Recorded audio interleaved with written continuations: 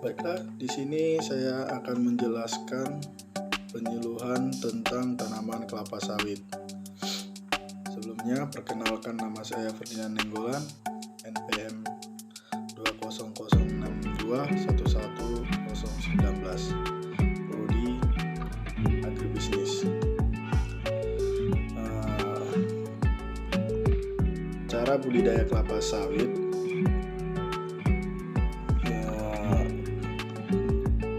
dimulai dengan memenuhi syarat tumbuh kelapa sawit. Syarat tumbuh kelapa sawit.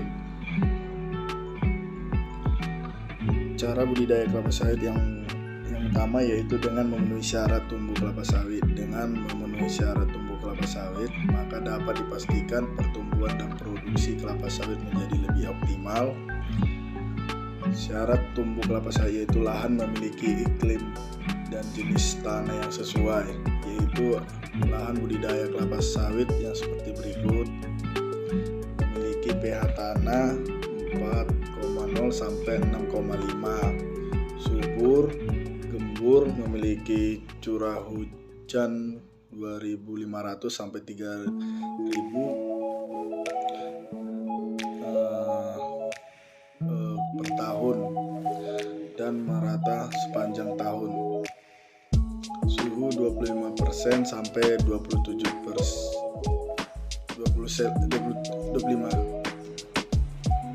Celcius sampai 27 Celcius dengan lama penyiaran 5 sampai 7 jam per hari. Jika dulur-dulur dapat memenuhi syarat tumbuh kelapa sawit, maka dapat dipastikan hasil diraih akan menjadi lebih optimal. Gunakan bibit unggul. Setelah memenuhi syarat tumbuh kelapa sawit, maka langkah selanjutnya yaitu dengan menggunakan bibit sawit unggul. Dulur-dulur biasanya memperoleh bibit sawit melalui lembaga pemerintah ataupun dengan membeli langsung melalui toko bibit pertanian terdekat. Namun pastikan bibit dan dulur-dulur pilih yaitu bibit sawit unggul. Berikut adalah ciri-ciri bibit sawit unggul. Tunas berwarna putih. Hal pertama yang perlu dulur-dulur perhatikan yaitu mata tunas sawit. Bibit sawit unggul memiliki mata tunas yang normal dan berwarna putih bersih. Jika bibit sawit berwarna kecoklatan atau bahkan kehitaman, sebaiknya dulur-dulur mencurigai bahwa bibit sawit tersebut bukanlah bibit sawit unggul. Daun melebar. Bibit sawit unggul memiliki anak daun yang melebar dan tidak kusut. Bibit sawit yang unggul tidak memiliki anak daun yang menggulung. Tempurung berwarna hitam. Bibit sawit unggul memiliki tempurung yang berwarna hitam gelap. Selain itu, tempurung pada bibit sawit unggul tidak mengalami keretakan atau kerusakan. Kondisi akar. Akar pada bibit sawit unggul justru tidak terlalu panjang. Akar pada bibit sawit unggul yaitu memiliki panjang 2-3 cm. Selain panjang akar, keadaan akar bibit sawit unggul masih terlihat segar, tidak kering, memiliki warna calon akar kekuning-kuningan mendekati hijau. Kondisi batang bibit sawit. Kondisi batang bibit sawit unggul yaitu memiliki ukuran yang pendek dan gemuk, karena batang yang pendek dan gemuk akan jauh lebih kuat jika dibandingkan dengan batang yang tinggi dan kurus. Pada umumnya batang bibit sawit yang tinggi dan kurus akan mudah sekali patah sebelum masuk masa pertumbuhan. Selain itu, ukuran batang pada bibit sawit unggul yaitu antara 2-3 meter.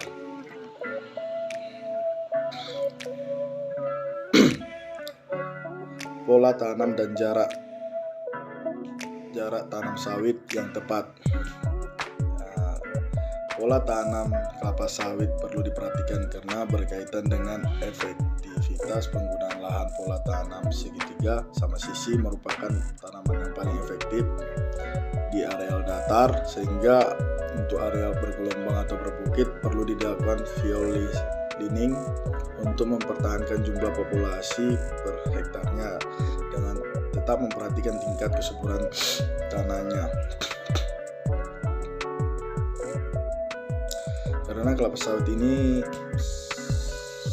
saat ini banyak ditanam di lahan marginal, maka perlu upaya khusus untuk menyuburkan tanah kembali. Penggunaan penyimpanan tanah hayati GDM Black Boss sangat dianjurkan karena akan mempercepat proses remediasi dan revitalisasi tanah marginal.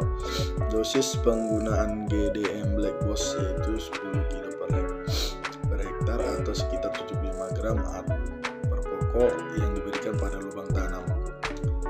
Waktu tanam yang tepat. Tidak ada waktu tanam yang baku untuk dijadikan patokan dalam budidaya kelapa sawit. Jadi waktu tanam yang tepat dalam budidaya kelapa sawit adalah jika umur bibit sawit siap tanam dan lahan budidaya telah tersedia. Memelihara dalam budidaya kelapa sawit. Setelah ditanam, pohon kelapa sawit juga harus dirawat agar produksi budidaya kelapa sawit menjadi optimal. Ada 3 proses pemeliharaan pada budidaya kelapa sawit, yaitu penyembuhan dan penjarangan.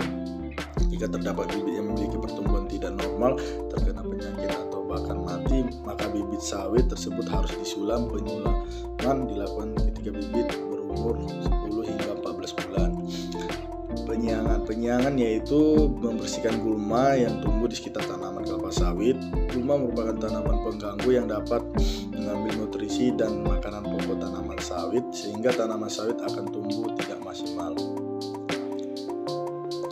Maka sebaiknya kendalikan gulma secara baik. Pemupukan kelapa sawit. Pemupukan kelapa sawit merupakan kegiatan perawatan budidaya kelapa sawit yang bertujuan untuk memberikan makanan pada tanaman sawit. Kegiatan ini merupakan kegiatan yang harus dilakukan dengan cara yang baik agar budidaya tanaman kelapa sawit dapat maksimal. Pemupukan kelapa sawit juga dilakukan sesuai umur dengan menggunakan setengah dari dosis pupuk kimia ditambah pupuk organik cair GDM spesialis tanaman perkebunan. Dosis penggunaan pupuk GDM sesuai umur budidaya kelapa sawit, fase pertumbuhan, dosis waktu penggunaan. Pranurseri 0 sampai 3 bulan, 20 ml sampai 1 liter, 10 liter larutan untuk 100 bibit sawit per aplikasi.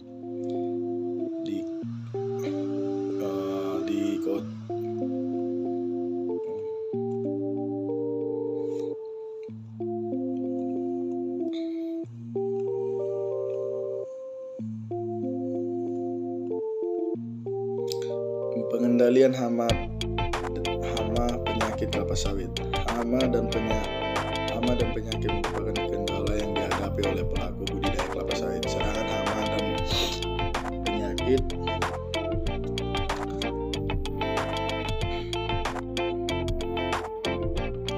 merupakan kendala yang dihadapi oleh pelaku budidaya kelapa sawit. Serangan hama dan penyakit dapat membuat kelapa sawit tidak berfungsi secara maksimal, bahkan membuat kelapa sawit gagal panen.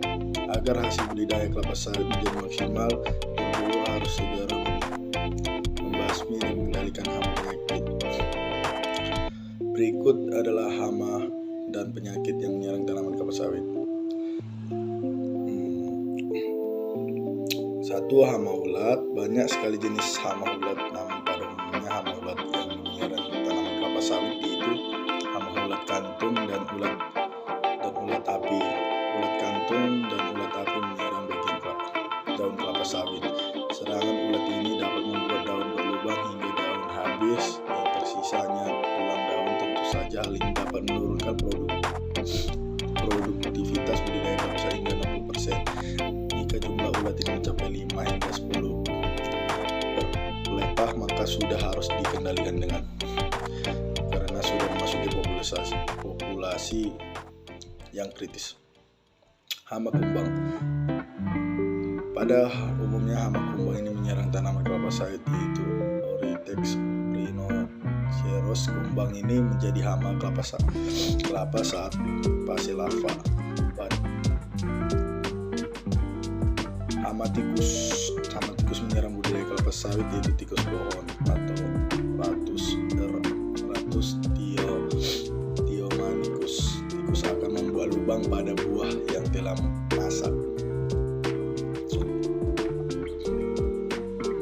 Penyakit kelapa sawit.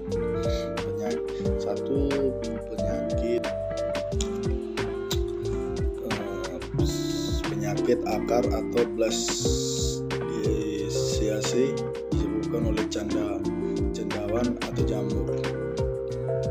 Penyakit ini menyerang sistem perakaran tanaman kelapa sawit yang menyebabkan akar tanaman membusuk. Jika akar tanaman membusuk, maka fungsi akar tidak akan optimal. Hal ini dampaknya mengakibatkan tanaman kelapa sawit mengalami pertumbuhan yang tidak normal.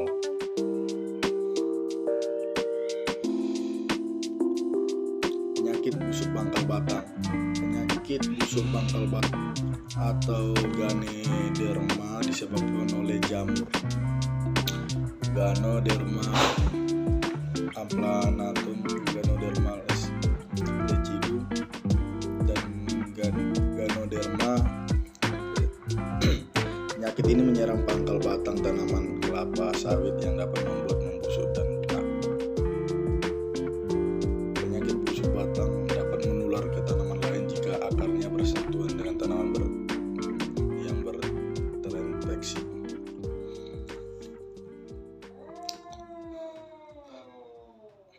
Upaya pencegah penyakit ini adalah dengan membersihkan lahan dari sisa pelapukan kayu. Panen buah sawit. Tahap terakhir budidaya kelapa sawit yaitu pemanenan kelapa sawit pada umur kelapa sawit yang mulai berubah setelah umur 2,5 tahun dan masak 5,5 bulan setelah penyerbukan. Buah sawit dapat dipanen ketika berumur 31 bulan, namun tidak semua buah kelapa sawit bisa dipanen secara bersamaan. Jika dulur-dulur memetik buah sawit sebelum masuk panen, maka kelapa sawit akan bisa menghasilkan kualitas produk yang baik ke depannya. Buah kelapa sawit baik untuk dipanen yaitu buah sawit yang pada tingkat fraksi. Dengan ciri-ciri terdapat 5 hingga 10 brondolan di pinggiran. Buah sawit berubah warna dari kuning menjadi orange sebanyak 25% hingga 75% buah luar brondolan. Demikian cara budidaya kelapa sawit mulai awal hingga persiapan replanting. Diharapkan kestabilan produksi dapat bertahan atau bahkan ditingkatkan. Itulah penjelasan dari penyuluhan kelapa sawit. Sekian dan terima kasih dari saya.